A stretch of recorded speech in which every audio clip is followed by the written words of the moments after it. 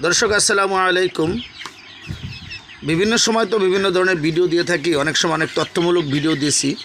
আজকে আপনাদেরকে ব্যবসার উপরে একটি কথা বলতেছি। ব্যবসা বাণিজ্য আল্লাহর বরকত এবং রহমত ছাড়া অন্য কিছুই না। এখানে আল্লাহর রহমত যদি হয় তো বান্দার মঙ্গল হবে, আল্লাহর রহমত যদি না থাকে তাহলে বান্দার শত চেষ্টা করলেও কোনো ফায়দা হবে না।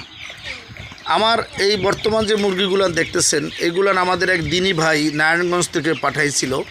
তো আমি প্রথমত ভাবছিলাম যে আমার মনে হয় এবছর এই চালানের ব্যবসার ভিতরে কিছুটা ঘাটতি হবে। তো আল্লাহ শুকুর কিছু বাচ্চা মারা গেলেও পরবর্তী আমার পরিচর্যার উপর আল্লাহ তাআলার রহমত এবং বরকত যা হয়েছে আলহামদুলিল্লাহ, আমি এখন বর্তমানে তাতে খুশি। এখন বিষয় হলো যে আপনার ব্যবসা পরিচালনার জন্য যে কার্যক্রমগুলো করতে হবে সেগুলো নিয়মিত পরিচর্যার অভিজ্ঞতা আপনাকে থাকতে হবে এবং হালাল উপার্জন আপনাকে হতে হবে।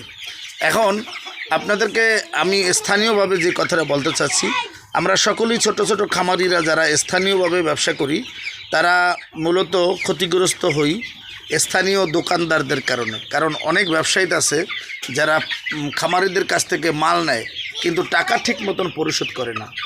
যদি টাকা ঠিকভাবে পরিশোধ করতে না পারে তাহলে ওই খামারি কিন্তু দ্বিতীয়বার আর মুরগি কিংবা তার খামারে বাচ্চা উঠাইতে পারে না। তো সেক্ষেত্রে ওই খামারের ক্ষতি হয়।